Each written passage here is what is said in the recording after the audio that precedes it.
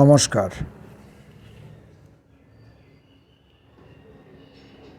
কয়েকদিন আগে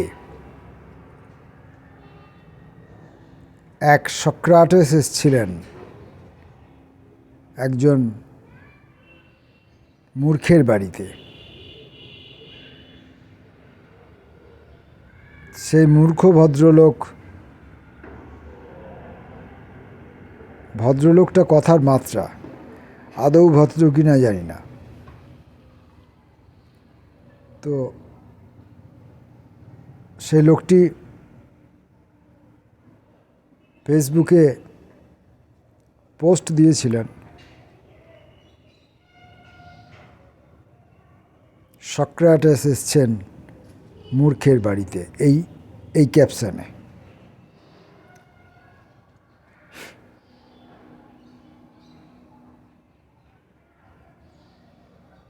সেইটাকে কেন্দ্র করে কথা হচ্ছিল শিক্ষা বিষয়ে। শিক্ষা বলতে আমরা ঠিক কি বুঝি?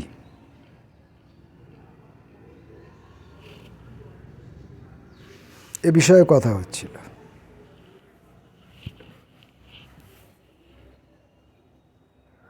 তো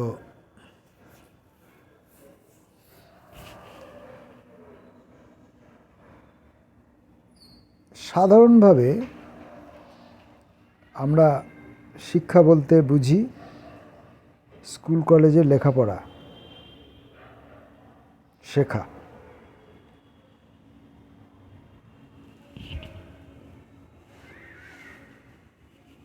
এছাড়াও টেকনিক্যাল বিষয়ে এবং সাংস্কৃতিক ও কলা জগতের বিভিন্ন বিষয়ে আমরা বিশেষ বিশেষ প্রতিষ্ঠান থেকে অথবা বিশেষ গুরুর কাছ থেকে শিক্ষা গ্রহণ করে থাকি।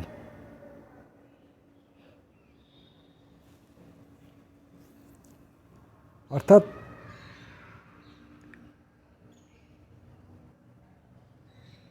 কোনো বিষয়ের ওপরে আমাদের কোনো এক বা একাধিক বিষয়, যেমন আমি যদি কলা, সংস্কৃতি, নাচ, গান, আঁকা, খেলাধুলা করা, কোনো একটি বিশেষ খেলার উপরে আমি কোনো গুরুর কাছ থেকে শিক্ষা নিই, অর্থাৎ সেই নির্দিষ্ট একটি বিষয়ের ওপরে সম্যকভাবে তার সঙ্গে পরিচিত হওয়া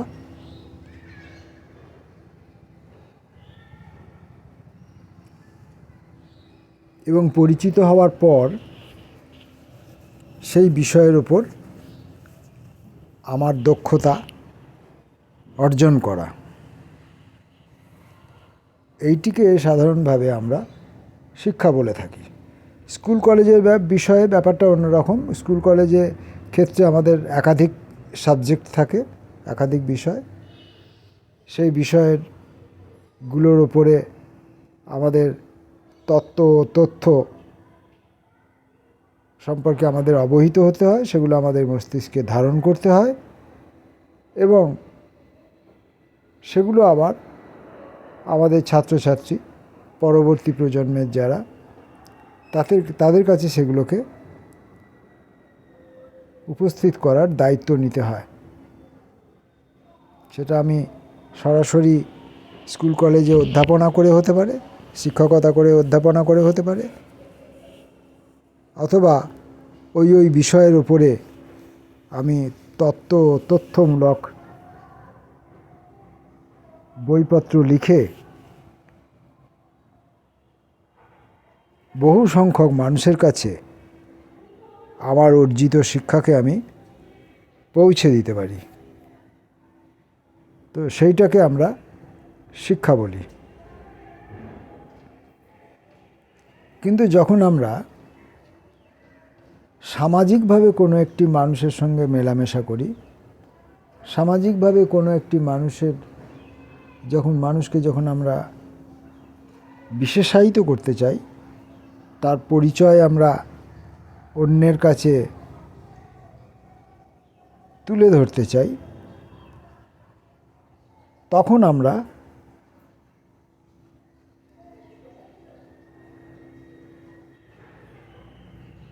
সেই লোকটি কতটা শিক্ষিত তা বোঝানোর জন্য আমরা ওই একই বিষয়গুলো উল্লেখ করি।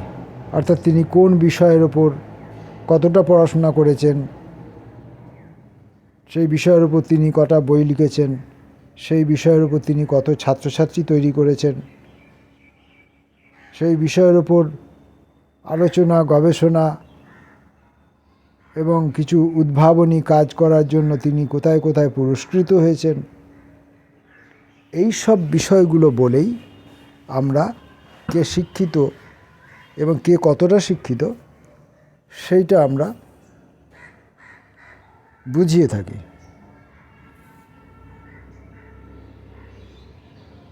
তাঁরাও শিক্ষিত, নিশ্চয়ই শিক্ষিত, অবশ্যই শিক্ষিত। কিন্তু আমার ব্যক্তিগতভাবে কোথায় যেন মনে হয় যে শিক্ষা জিনিসটা ঠিক এরকমটা নয়।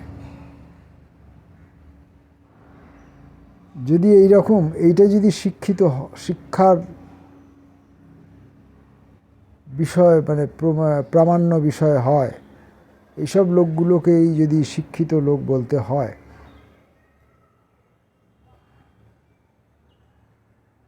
তাহলে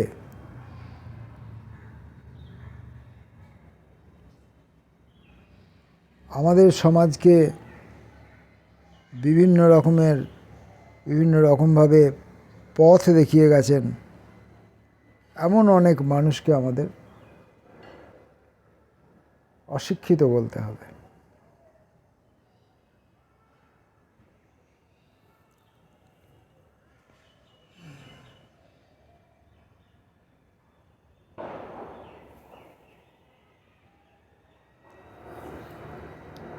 আচ্ছা, ওই বড় উদাহরণগুলো ছাড়ুন, আমাদের সাধারণভাবে আমাদের সমাজে, আমাদের পাড়া প্রতিবেশীর মধ্যে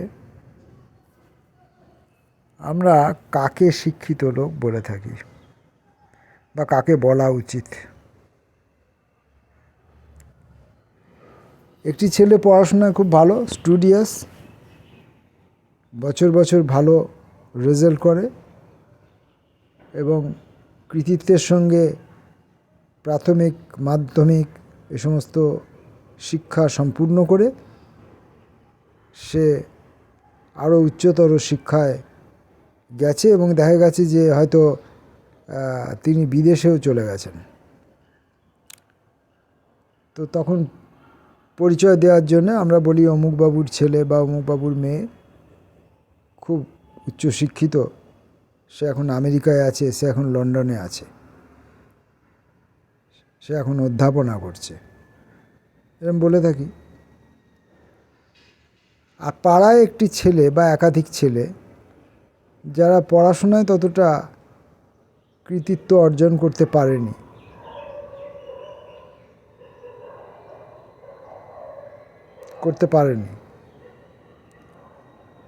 কিন্তু পাড়ায় থাকে, মানুষের আপদে বিপদে তাদের পাশে গিয়ে দাঁড়ায়, পাড়ায় কোনো সমাজ বিরোধীর উপদ্রব হলে তারা রুখে দাঁড়ায়,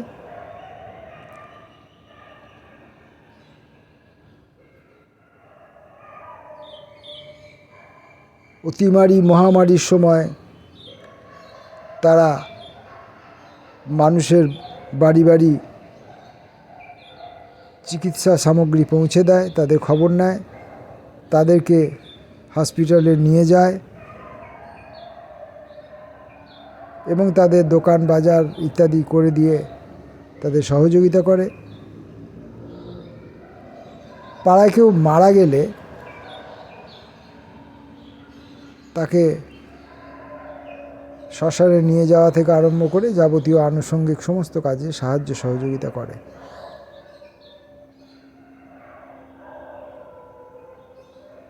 বাড়িতে কোনো উৎসব অনুষ্ঠানের আয়োজন করা হলে কাজের লোকের যখন দরকার পড়ে আমরা তখন সেই ছেলেগুলির কাছে সাহায্য প্রার্থনা করি এবং তারা সহাস্য বদনে সেই কাজ করে দিয়ে আমাদের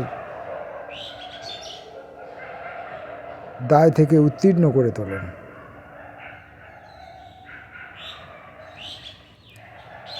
বয়স্ক বাবা মা, তার কৃতি সন্তানেরা বিদেশে পড়ে আছেন। বয়স্ক বাবা মা, আজ ইনি অসুস্থ তো কাল উনি অসুস্থ। এই অসুস্থতার পালা বদল হতে হতে দুজনের মধ্যে একজন, হয় ভদ্রলোক কিংবা ভদ্রমহিলা, কেউ একজন গত হলেন, পড়ে রইলেন একজন। এমন সময়েও এই পাড়ার ছেলেগুলোই তাদের সামনে নিজের ছেলের মতো যে কাজগুলি তার আপন সন্তানের করার কথা ছিল সেই কাজগুলি এরা এসে করে দেয়। বেশ কয়েক বছর আগে আমি তখন এই দুর্গাপুর NIT এখন যেটা, তখন সেটা ছিল RE college, regional engineering college. তো সেখানে এক অধ্যাপক তার কৃতি সন্তান এবং 2 সন্তান, একটি ছেলে এবং একটি মেয়ে, দুজনেই কৃতি এবং দুজনেই বিদেশে থাকে। তার স্ত্রী, তিনিও উচ্চশিক্ষিতা, কোনো একটি স্কুলের অধ্যাপিকা। তিনি একটু স্বাধীন চেতা নারী। তিনি সব কিছু বিষয়েই নিজের স্বাধীনতা উপভোগ করতে ভালোবাসেন এবং তিনিও আলাদা থাকেন। তো এই ভদ্রলোক, ইনিও উচ্চপদস্থ একজন ওই তথাকথিত তখনকার RE কলেজ, এখন যেটা NIT, তার তিনি অধ্যাপক। তিনি আমাদের অফিসে আসা যাওয়া করতেন। তো তিনি আসতেন তার ছেলের এবং মেয়ের বিদেশে তাদের আবাস, সেখানকার জীবনযাপন, সেখানকার সমাজ, সোসাইটি, অর্থনীতি, টাকা পয়সা, প্রযুক্তি, এসব নিয়ে বিবিধ রকমের ইনফরমেশন আমাদের কাছে বিলি করতেন এবং উপভোগ করতেন এবং আমরা বিস্মিত হয়ে সেসব শুনতাম। আমরা একদমই নিচু স্তরের লোকজন। তো একদিন দেখা যায় যে তিনি সঙ্গে অন্য এক যুবককে সঙ্গে নিয়েছেন। তখন তিনি অনেকটা বৃদ্ধ হয়েছেন, অনেকটা অশক্ত হয়ে পড়েছেন। তিনি এক যুবককে সঙ্গে নিয়ে এসেছেন। সেই যুবক তাকে সঙ্গে সঙ্গে ধরে ধরে গাড়ি থেকে নামালেন, ধরে ধরে অফিসের মধ্যে নিয়ে এলেন, দিয়ে তিনি পরিচয় করাচ্ছেন তখন যে এখন আমার সন্তান বলতে এই ছেলেটি, এবং এ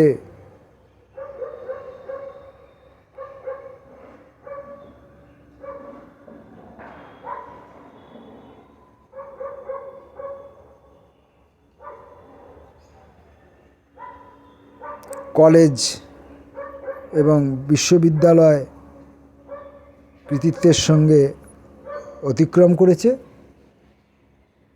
কিন্তু এই চাকরির দুর্ভিক্ষের বাজারে, এবং শুধু দুর্ভিক্ষ নয়, চাকরি নিয়ে যে অসততার পরিবেশ, তার মধ্যে তার চাকরিটি এখনও জোগাড় করে উঠতে পারেনি। এখন আমার সঙ্গে থাকে,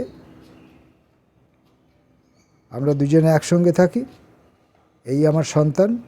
এবং আমি মনে করি এই যথাযথ শিক্ষিত, কারণ দেশের ইতিহাস, ভূগোল, অর্থনীতি সব জানে, আমরা যে সমাজে বসবাস করি সেই সমাজের উচ্চ স্তর থেকে নিম্ন স্তর অবধি প্রত্যেকটি স্তরের মানুষদের সঙ্গে এর মেলামেশা আছে। এখানকার জীবনযাপন, এখানকার ভাবনা চিন্তা, এখানকার ধর্ম, এখানকার সংস্কৃতি, এখানকার আচার আচরণ সবই এই ছেলেটি জানে, যা আমার বিদেশবাসী সেই ছেলেমেয়েরা জানে না বা জানতে চায় না, আগ্রহী নয় বা শ্রদ্ধা করে না। তাই আমি এখন এই ছেলেটিকেই শিক্ষিত বলে মনে করি। যদিও আমরা বুঝেছিলাম যে এটি তার প্রয়োজনভিত্তিক সিদ্ধান্ত, তিনি এখন সঙ্গহারা এবং বার্ধক্যে উপনীত, তার এখন একজনকে দরকার এবং যে কোনো একটা সাধারণ কাজের লোককে রাখলে তার হবে না, তার একজন শিক্ষিত সহযোগী দরকার, যে তাকে লেখাপড়া, বইপত্র ইত্যাদি বিষয়ে সাহায্য সহযোগিতা করে দিতে পারবে। সেই জন্যে তিনি এখন এই ছেলেটিকে সাময়িকভাবে অধিকতর শিক্ষিত বলে মনে করছেন। যদি ঘটনাক্রমে তাঁর ছেলে বা মেয়েরা বিদেশ থেকে, সম্ভাবনা নেই, কিন্তু যদি ঘটনাক্রমে তারা এসে পড়েন, আমার যতদূর ধারণা তখন আর এই ছেলেটিকে তাঁর আর শিক্ষিত বলে মনে হবে না। কারণ আমরা বিদেশি আচার আচরণকে আমরা খুব শ্রদ্ধা করি, দেশের আচার আচরণ, সংস্কৃতি, চালচলন এগুলোকে আমরা অশ্রদ্ধা করি, উপেক্ষা করি সাধারণভাবে, স্বাভাবিকভাবে, সাধারণভাবে। সব ক্ষেত্রেই যে একদম 100% সত্যি তেমনটা বলছি না, মোটামুটি বা প্রায় সব বলা যায়। তো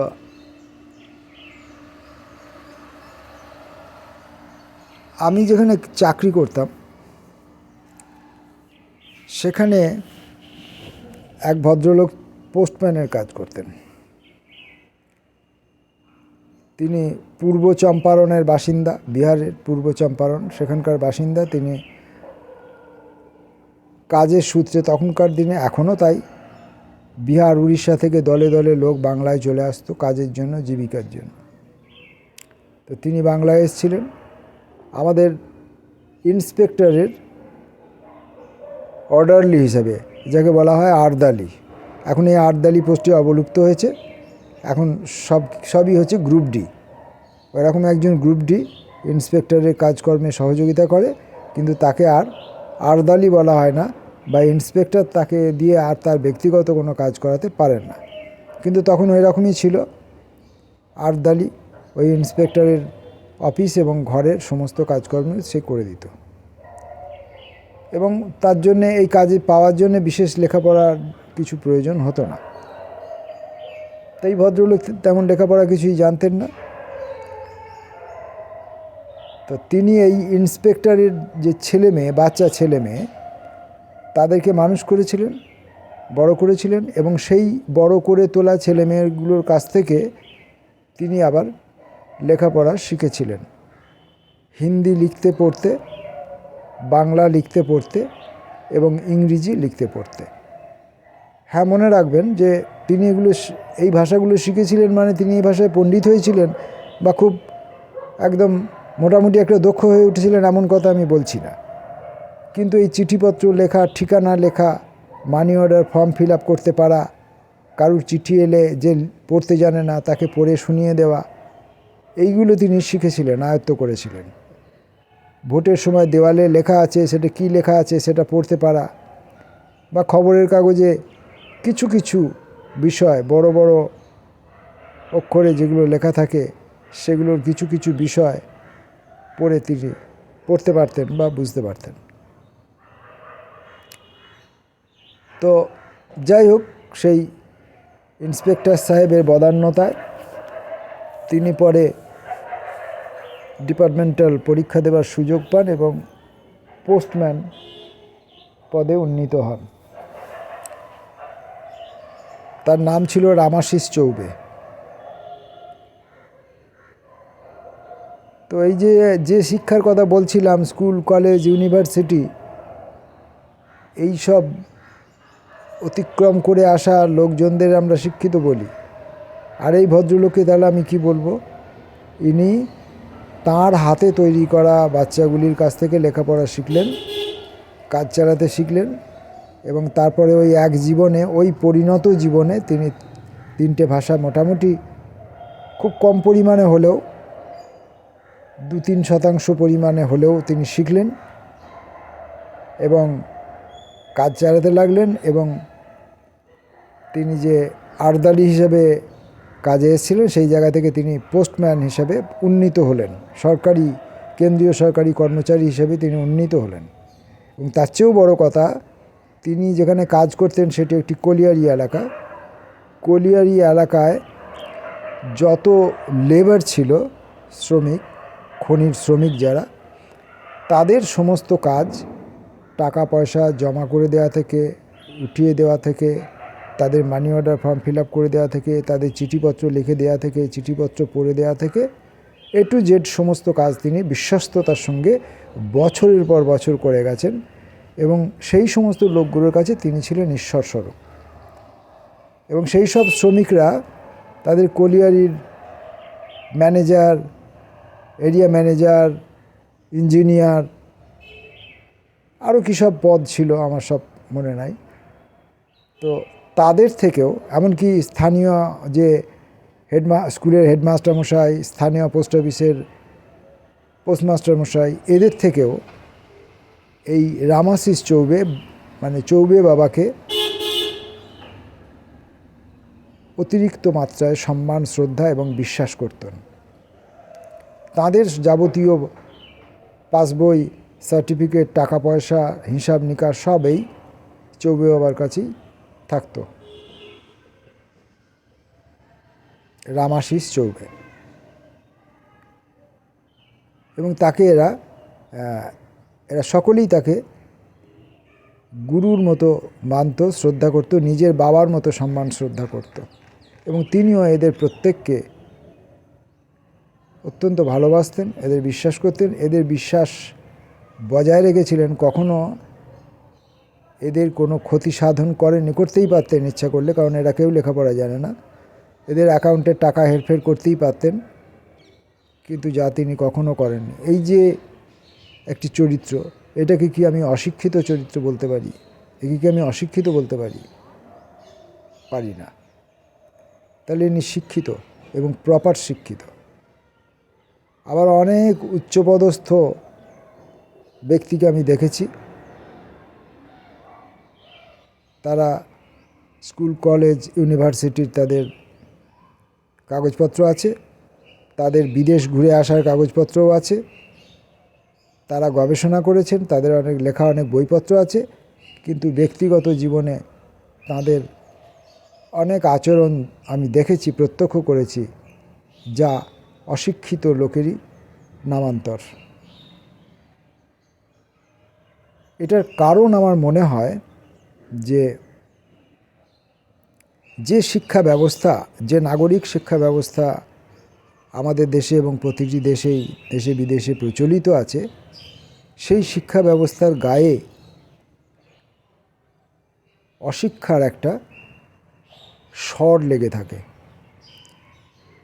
অশিক্ষার একটা স্বর লেগে থাকে।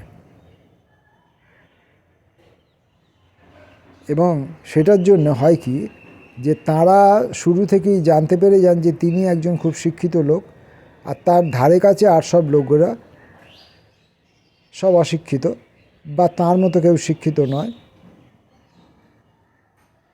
তাদেরকে গণ্য করার তার কোনো দরকার নেই, তারাই তাকে গণ্য করবে। এবং এই রকম যখন একটা অ্যাসিওর জায়গায় তিনি পৌঁছে যান, তখন তিনি একটা বিনয়ের বিনয়ের আচার, বিনয়ী ব্যবহারের একটা পদ্ধতি, কৃত্রিম পদ্ধতি তিনি অবলম্বন করেন এবং তখন তিনি নিজে কথায় কথায় বলতে থাকেন যে আমি কিছুই জানি না, আমি একজন সামান্য নগণ্য মানুষ। তিনি সামান্য মানুষ নন, নগণ্য মানুষ নন, তিনি সমস্ত কিছু জানেন, এইটা তার মনের ভেতরে আছে এবং তিনি জানেন যে তাকে সামান্য বলতে পারে, তিনি কিছু জানেন না বলতে পারে, তিনি ভুল কাজ করতে পারেন এ কথা কেউ বলতে পারে এমন ব্যক্তি ধারে কাছে কেউ নেই। এরকম একটা অ্যাসিওর জায়গায় থাকার পর তিনি এই বিনয়ের ভানটি করেন। দৈবাৎ কোনো ক্রমে কেউ একজন যদি তাঁর কাজকর্ম, শিক্ষা, আচার ব্যবহার নিয়ে কোনো প্রশ্ন তুলে ফেলে, তখনই তিনি কতটা বিনয়ী তা ধরা পড়ে যায়।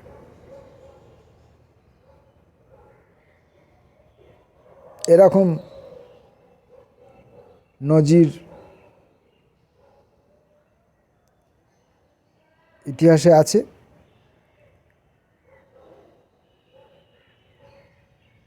পিথাগোরাস এবং তার এক ছাত্র হিপ্পাসাস, তাদের কাহিনী আপনারা সবাই জানেন। সেই ছাত্রটি পিথাগোরাসের একটি সিদ্ধান্তের কে প্রশ্ন করেছিল এবং তার বিনিময়ে শিক্ষকের প্রকৃত স্বরূপ বেরিয়ে আসে। এরকম আরও নমুনা আছে। আমাদের জনৈক তৎকালীন শিক্ষামন্ত্রী, পরবর্তীকালের রাষ্ট্রপতি, তাঁর গবেষণাকে কেন্দ্র করেও এরকম প্রশ্ন ছিল এবং সেটা ইতিহাসে মোটামুটি লিপিবদ্ধ আছে এবং প্রায় সকলেই জানেন যে কিভাবে তিনি তার ছাত্রের গবেষণাপত্র চুরি করেছিলেন। তো অথচ তিনি একজন উচ্চশিক্ষিত ব্যক্তি, তিনি শিক্ষিত, তিনি শিক্ষামন্ত্রী, পরবর্তীকালে তিনি রাষ্ট্রপতি। আর সেই যে ছেলেটি যার থিসিস তিনি চুরি করলেন, নকল করলেন, যাই হোক, সেই ভদ্রলোক ইতিহাসের মানে রাষ্ট্রীয় যে ইতিহাস, সেই ইতিহাসের তলায় তিনি চাপা পড়ে গেলেন। অলিখিত ইতিহাসের মধ্যে তিনি, অস্বীকৃত ইতিহাসের মধ্যে তিনি স্বীকৃত আছেন, জানেন অনেকে। আপনারা চেষ্টা করলেই এগুলো গুগল টুগল সার্চ করলে পেয়ে যাবেন, বা ব্যতিক্রমী যে সমস্ত ইতিহাসের বই পাওয়া যায়, ব্যতিক্রমী লেখকদের ব্যতিক্রমী ইতিহাসের বই, সেখান থেকে এগুলো পাওয়া যায়। আমি এই কাহিনীটি সম্ভবত দেশে তখন গবেষণার, বিজ্ঞান গবেষণার উপরে বিভিন্ন প্রবন্ধ নিবন্ধ প্রকাশিত হতো। সেই সময় আমি এই প্রবন্ধটি পড়েছিলাম। কার লেখা আমার ঠিক এই মুহূর্তে মনে করতে পারছি না, সমরজিৎ কর বা কে হতে পারেন, আমার ঠিক নামটা এখনই স্মরণে আসছে না। তা আমি ওই প্রবন্ধের মধ্যে এই বিষয়টি প্রথম পড়েছিলাম। ভদ্রলোকের নাম যদি আমি পরে মনে করতে পারি, তাহলে আমি তলায় আমার এই পোস্টটি যেখানে করব সেখানে তলায় সেই নামটি আমি উল্লেখ করে দেব। নামটি এখনই মনে করতে পারছি না, এটা আমার একটা অপদার্থতা, একটা অশিক্ষার নমুনা। এরকম হাজারো প্রমাণ আমরা, এগুলো সব বড় প্রমাণ, আমাদের বন্ধু বান্ধব, আত্মীয় স্বজন, এদের মধ্যে আমরা এরকম দেখি যে নিজে কি করেন, নিজে কি পারেন। বিশেষ করে এই অ্যান্ড্রয়েড ফোন এবং ফেসবুক এসে যাওয়ার পর থেকে এটা প্রকট হয়ে উঠল। আমরা এটা দেখতে পাই, খুব সহজেই আমরা দেখতে পাই যে প্রত্যেকে কিভাবে আত্মপ্রচারে ব্যস্ত, আপন শ্রেষ্ঠত্বকে প্রমাণ করার জন্য ব্যগ্র এবং নিজেকে শ্রেষ্ঠ প্রমাণ করার জন্য, নিজেকে বড় প্রমাণ করার জন্য অন্যদেরকে কিভাবে ব্যঙ্গ করা যায়, অন্যদেরকে নিয়ে কিভাবে উপহাস করা যায়, কিভাবে অন্য মানুষকে অসম্মানিত করা যায়, তার কি বিপুল আয়োজন তাদের কাজকর্মের মধ্যে, তাদের লেখালেখির মধ্যে, তাদের ভাবনা চিন্তার মধ্যে দেখা যায়।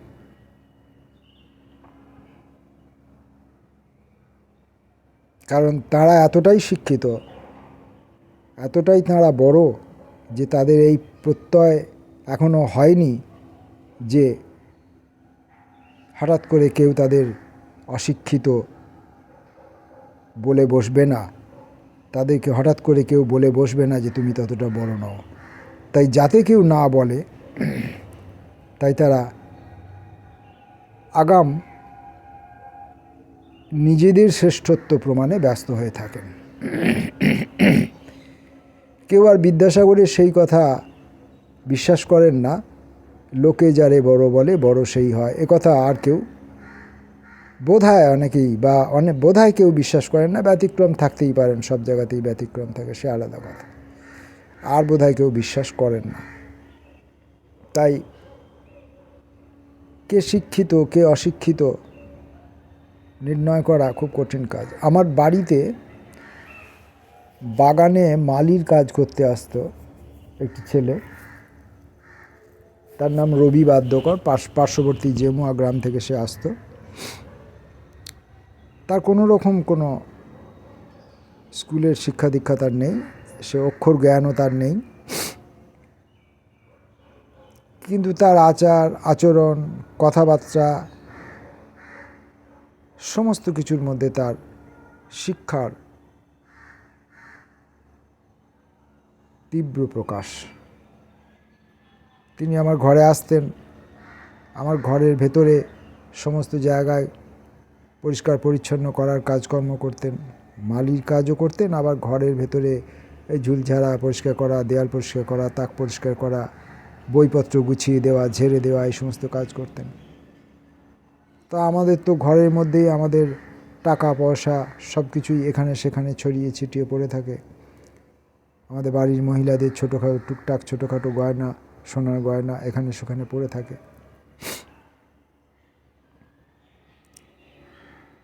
তো কখনো তিনি এই সবের দ্বারা প্রলুব্ধ হননি। কাজ করার পর কখনো তিনি যতটা পরিমাণ বেশি মজুরি আদায় করে নেওয়া যায় এরকম চেষ্টা তার মধ্যে ছিল না। অতিরিক্ত পরিমাণ দিতে চাইলেও তিনি তা নিতে চাইতেন না বা নিতে কুণ্ঠিত হতেন। রবি বাদ্যকর।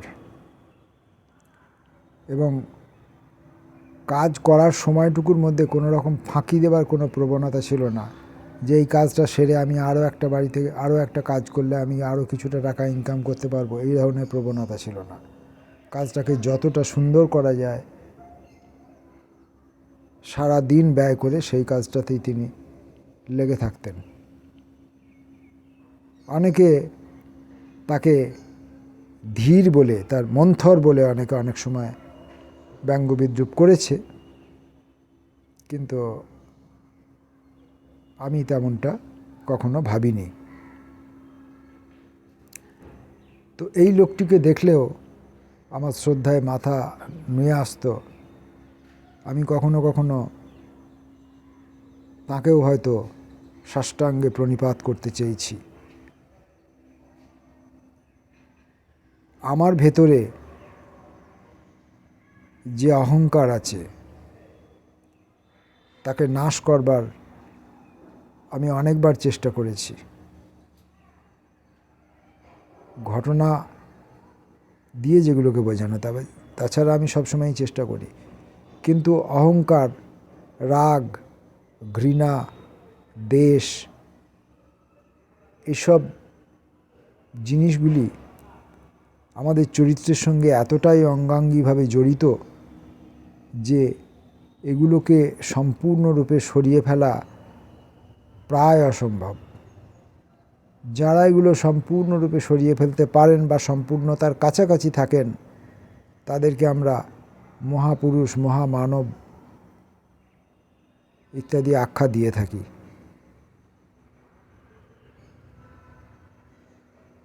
আমরা আপাতভাবে চেষ্টা করতে পারি, যতটা করা যায় সেই ততটুকু যদি চেষ্টা আমরা করতে পারি, তাহলে আমাদের পারিপার্শ্বের যে সমস্ত লোকজন, পাড়া প্রতিবেশী, বাড়ির লোকজন, আত্মীয় স্বজন, বন্ধুবান্ধব, ছেলে মেয়ে, সবাইকে নিয়ে আমরা সুখে জীবনযাপন করতে পারবো। আমাদের কোনো ইগোর সমস্যা হবে না, আমাদের কোনো রাগ হবে না, আমাদের কোনো রোষ হবে না, আমাদের মনে অহংকার জাগবে না, আমরা কাউকে ছোট করে ভাববো না, কাউকে আবার অতিরিক্ত বড় ভাবার চেষ্টাও করব না।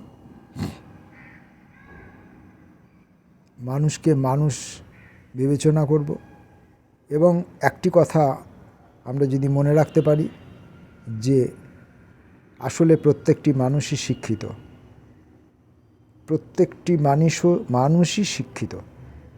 আমরা অন্যান্য যত রকমের কাজ আছে তার অধিকাংশ কাজকেই আমরা শুধুমাত্র এই একাডেমিক পড়াশোনা এবং তার যে ব্যবহারিক প্রয়োগ সেইটুকুকে বাদ দিয়ে বাকি কোনো কাজকে আমরা শিক্ষা বলে স্বীকার করতে শিখিনি এখনো পর্যন্ত।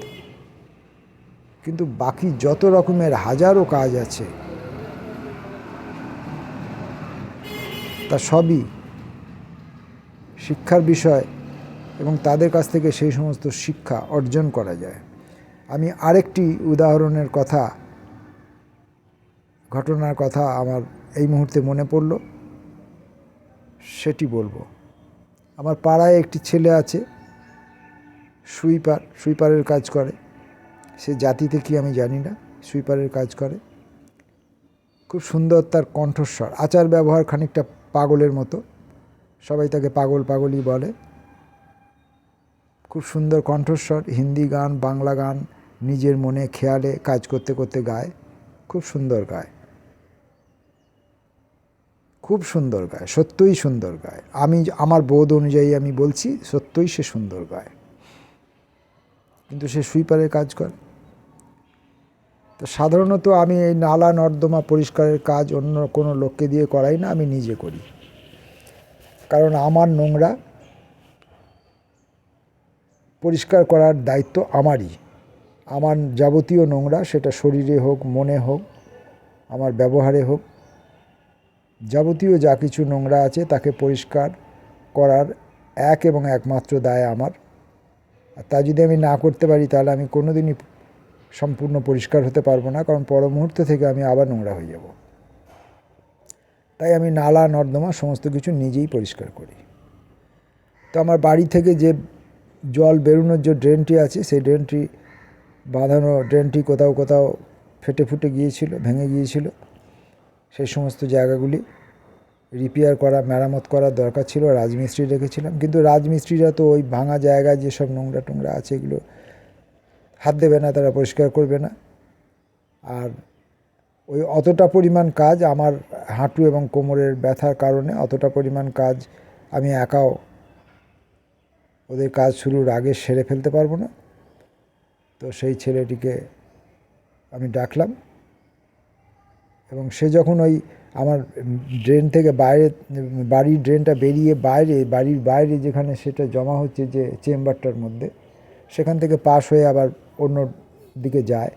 তো সেই ড্রেনটার মধ্যে যে জমে জমে জমে জমে কৃষ্ণাকৃতির যে পলি জমেছিল, কৃষ্ণের শরীরের রঙের মতো বা কালীর দেহের গায়ের রঙের মতো, আলকাতরার মতো যে নোংরা ওখানে জমেছিল দীর্ঘদিন ধরে, এবং সেই সব বিষয়ের সঙ্গে কটু গন্ধ এবং একটা স্পর্শে ঘৃণা উদ্রেক করে, এই জাতীয় এক ধরনের পিচ্ছিল স্পর্শ সুলভ সত্তা সেই জল এবং নোংরা তরলতাটির মধ্যে ছিল, তরল বিষয়টির মধ্যে ছিল। তো সেই ছেলেটি ওই রকম মধুর গান গাইতে গাইতে আর দুহাত দিয়ে সে ওই নোংরাটা তুলছে। দেখে যেন আমার মনে হলো যে বালক শ্রীকৃষ্ণ ননির হাঁড়ি থেকে ননি তুলছেন। বালক শ্রীকৃষ্ণ ননি তুলে নিজে খেতেন, এক্ষেত্রে ছেলেটি খাচ্ছে না, পাশে নোংরা ফেলার একটি জায়গা তার মধ্যে জমা করছে।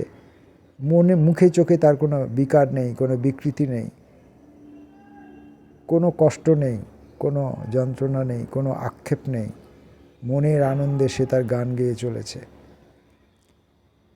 তো এই ছেলেটি কি শিক্ষিত ছেলে নয়? এর কাছে কি আমি শিক্ষা পাইনি? আমি তো শিক্ষা পেলাম যে আসলে নোংরা বলে কিছুই নেই। আমি নোংরা ভাবছি তাই ওগুলো নোংরা, আসলে এগুলো নোংরা নয়। এই জিনিসগুলো এই জায়গায় জমে থাকাটা অবাঞ্ছিত, তাই এগুলো এখান থেকে সরিয়ে ফেলতে হবে, কিন্তু এটা নোংরা নয়। এই শিক্ষাটা আমি ওই ছেলেটির কাছে পেলাম। এই শিক্ষা আমাকে কে দিত? কোন অধ্যাপক দিতেন? দিতে পারতেন? কেউ দিতে পারতেন না। তাই আমি শিক্ষাকে এভাবে দেখি,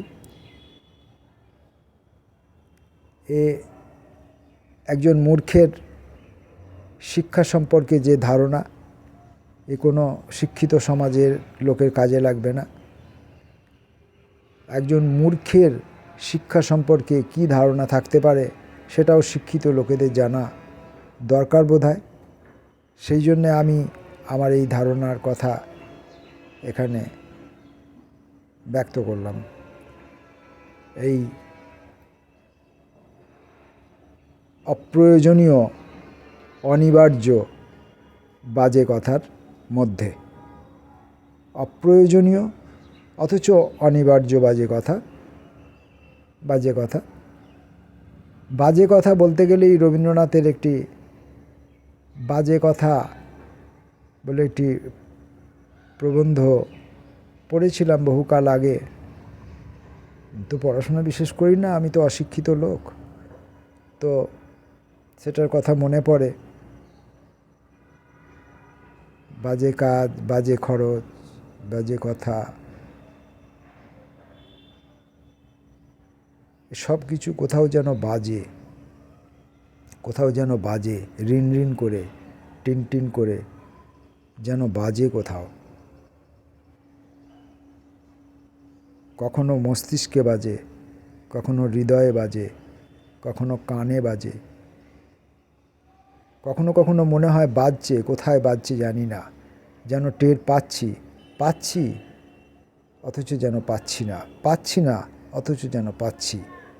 এই ধরনের কোনো এক ধ্বনি, সে ধ্বনি কোথায় যেন বাজছে, কে যেন বাজাচ্ছে, যেন কেউ অনেক দূরের মাঠে বসে কোনো রাখাল বালক যেন তার বুকের হৃৎপিণ্ডটা মুখের কাছে ধরে ফুঁ দিয়ে বাজাচ্ছে। হৃৎপিণ্ডে ফুঁ দিয়ে বাঁশি বাজাচ্ছে। সে রাখাল বালকটি কি শিক্ষিত নয় যে মাঠের মধ্যে গরুগুলোকে ছেড়ে দিয়েছে, তারপর বাঁশিতে ফুঁ দিয়ে তার অপরূপ ধ্বনি বাতাসের মধ্যে ভাসিয়ে দিচ্ছে এবং দূর দূরান্তে অজস্র লোক তার সেই ধ্বনিতে, তার সেই সুরে মোহিত হয়ে পড়ছে। তাদের দুঃখ, ব্যথা, জ্বালা, যন্ত্রণা থেকে তারা অব্যাহতি পাচ্ছে। একটি গাছের পাতা মুখের মধ্যে পুরে বাঁশি বাজানোর কথা আমি মণিশঙ্করের মুখে শুনেছিলাম। সে এরকম একজন শিল্পীর পরিচয় পেয়েছিল। সেই ছেলেটি কি শিক্ষিত নয়? প্রত্যেকে শিক্ষিত। যে রাজমিস্ত্রিটি সারাদিন টানা 1 বছর ধরে দিন রাত অকথ্য পরিশ্রম করে মাথায় বোঝা বয়ে 50 ডিগ্রি টেম্পারেচারের মধ্যে ফাঁকা আকাশের নিচে দাঁড়িয়ে দাঁড়িয়ে ইট গেঁথেছে, প্লাস্টার করেছে, ঢালাই করেছে, এবং তার সেই নির্মিত বাড়িটির মধ্যে তথাকথিত লেখাপড়া জানা শিক্ষিত লোকেরা এসে নিশ্চিন্তে, পরম নিশ্চিন্তে আবার পড়াশোনা করবেন, আরও কিছু জানবেন, এবং আহার বিহার নিদ্রা ইত্যাদি উপভোগ করবেন। সেই রাজমিস্ত্রি ছেলেটি কি শিক্ষিত নয়? তার শিক্ষার ভাগই কি এই বাড়িতে পরবর্তীকালে যারা বসবাস করবে তারা পাবে না? তার শিক্ষার ভাগেই তো অংশ বসিয়েই তো তারপর সে জীবনে তার পরবর্তী উন্নতিগুলি অর্জন করবে। সেভাবে আমি ঘরের মধ্যে বসে আলো জ্বালিয়ে পড়াশোনা করেছি, পরিশ্রম করেছি, রাত জেগে পড়াশোনা করেছি, তাই আমি পরীক্ষায় পাশ করেছি। কিন্তু এই যে তুমি আশ্রয়টি পেয়েছো, এই আশ্রয়টি যে তোমাকে রাত্রিবেলা এখানে বসে অধ্যয়ন করার, পড়াশোনা করার, গবেষণা করার, ভাবনা চিন্তা করার সুযোগটি দিল, সেই আশ্রয়টি যে বানিয়েছে, তোমার এই পরিশ্রমের পেছনে তার অবদানটা কি তুমি কোনোদিনও স্বীকার করবে না? একজন সবজি বিক্রেতা, একজন মুদিখানার দোকানদার, যে কোনো বিষয়ে যে ছেলেটি চুল কাটে, তার শিক্ষার কথা ভেবে দেখুন, সে কি শিক্ষিত নয়? তার ওই কাজটি কি অন্য কেউ যে কেউ পারবে না? সোনার দোকানে যারা সাধারণ কর্মচারী, সোনার দোকানের মালিক নয়, মালিক তো কোটি কোটি টাকা ইনকাম করছেন, কিন্তু সোনার দোকানে যারা সাধারণ কর্মচারী, যারা ওই নয়নাভিরাম সমস্ত গয়নাগাটি তৈরি করেন এবং মাত্রাতিরিক্ত পরিমাণের সততার সঙ্গে, এক চুল সোনা কখনো এধার ওধার হয় না। হাতে গোনা কয়েকটি টাকা বেতনের বিনিময়ে, এবং ওই দক্ষতা, তার কাজের মধ্যে ওই সূক্ষ্ম দক্ষতা, সে কি শিক্ষিত নয়? আমাদের বাংলার তাঁতির কথা ভাবুন, যারা তাঁত বুনে গোটা পৃথিবী জয় করেছিল, তারা কি শিক্ষিত নয়? প্রত্যেকে শিক্ষিত, প্রত্যেকে শিক্ষিত, সবাই শিক্ষিত। শুধু আমার বিশ্বাস, আমরা যারা শিক্ষিত বলে নিজেদেরকে দাবি করি, তারা আমরা কেউ শিক্ষিত নই। নমস্কার।